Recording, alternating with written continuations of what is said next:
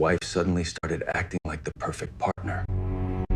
I knew something was off the moment my wife, Melissa, started acting overly sweet. For months, she'd been distant, almost cold. But suddenly, she was cooking my favorite breakfast, packing my lunch with little notes inside, and asking about my day with an intensity that felt foreign. It didn't feel like love. It felt like guilt wearing perfume. One morning I just had to ask, "Is everything okay?" She forced a smile, one that didn't reach her eyes, and said she just wanted a fresh start. Those words felt heavy, like she'd rehearsed them in front of a mirror. I didn't push it, but the knot in my stomach didn't go away. A few nights later, she climbed into bed and cuddled against me, just like she used to years ago. I froze for a moment. Her touch felt unnatural, like a stranger trying on a familiar role. She whispered into my shoulder that she wanted to be a better wife, that she wanted us to be happy again. I asked her, why now?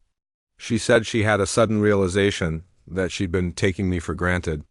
But her voice shook just a little as she said it. That was the first real clue. The second clue was much louder. She'd borrowed my car earlier that week to run some errands. I was looking for something in the glove compartment and happened to check the dashcam footage out of habit. The audio was crystal clear. It showed her, parked, arguing on the phone with someone. Her voice was frantic. She kept repeating, "He knows, and I've ruined everything." My chest tightened. My hands started to feel cold. I knew what I had to look for next. A confirmation came a couple of days later. She was in the shower, and her laptop was open on the coffee table. A message window popped up on the screen from a man I'd never seen before. His first message read, "Did he forgive you?" Before I could even process it, another one came through.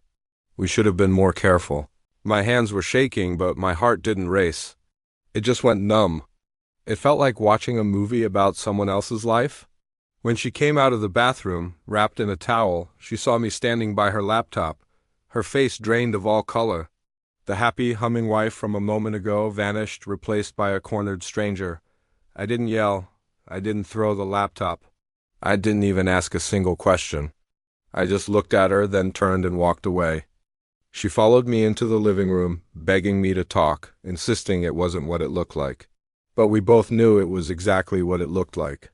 We sat on the couch, the silence between us deafening, and then she confessed. At first she said it just happened once, a stupid mistake. Then the story changed to a few times. Finally, with tears streaming down her face, she admitted it had been going on for months. I felt like I was watching an actress, someone else speaking through her body. She claimed she ended it after realizing she didn't want to lose me. And that's why she'd been trying so hard to be the perfect wife again. I asked her why. Why did she do it? She said she felt lonely. I asked why she didn't talk to me about it. She said she was ashamed. Then I asked the question I dreaded the most. Did you love him? She said no, but her eyes wouldn't meet mine. They darted away, telling a different story. She fell to her knees, sobbing, grabbing my hand like it was a lifeline. I didn't pull away, but I didn't comfort her either. I just sat there, a statue in the ruins of our marriage, listening to her apologies until her voice cracked and faded into whimpers. Over the next few days, she became a whirlwind of activity. She cleaned the entire house from top to bottom. She cooked elaborate dinners every single night. She kissed me constantly, seeking reassurance with every touch. To anyone watching from the outside, we probably looked like the happiest couple in the world, renewing our vows. But every gesture, every meal, every kiss felt like a flimsy bandage slapped over a deep, infected wound that she had carved into us. I didn't yell. I didn't rage or accuse her. Instead, I became quiet, calm, patient, almost too patient. She mistook my silence for forgiveness. She told her sister on the phone that we were working things out. She told her mother we were healing. She even posted a picture of us smiling at a restaurant with a caption about second chances. Everyone saw it. Everyone believed it. Even she started to believe her own performance. But she had no idea what I had already done. The day I saw those messages on her laptop, I contacted a lawyer. He gave me simple advice: stay calm, act normal, and gather everything. So that's exactly what I did. While she was busy playing the role of the repentant wife, I was quietly building my case. I took screenshots of every message. I saved call logs. I printed out emails, I documented every lie, every contradiction. By the time she was serving me fresh pancakes with a sweet smile and a kiss on the cheek, my case was airtight. One evening, about 2 weeks later, she was humming a cheerful tune in the kitchen, preparing dinner. I walked into the dining room and placed a thick manila folder on the table.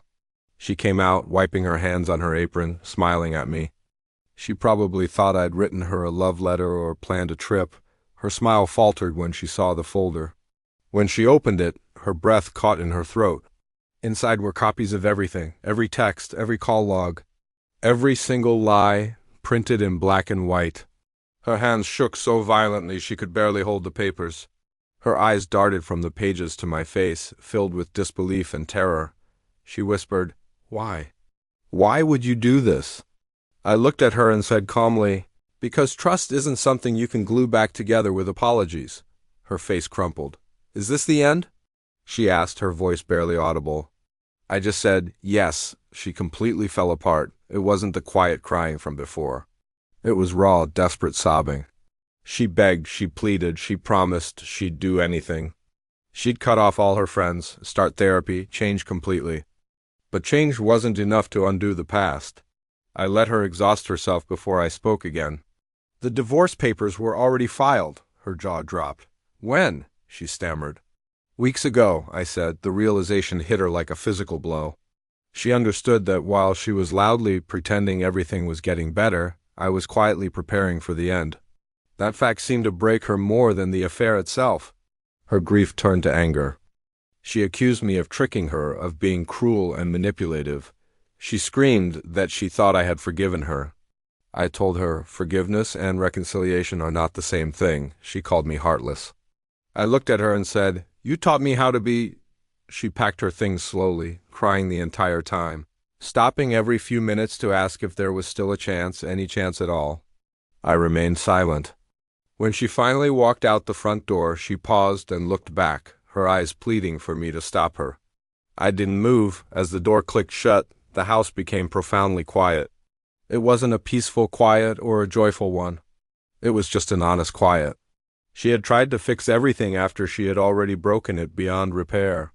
But sometimes the apology comes long after the damage has become permanent. And that was the last, most painful truth she never wanted to hear. Thanks for watching. If you have a story you'd like to share, let us know in the comments. And don't forget to subscribe for more content.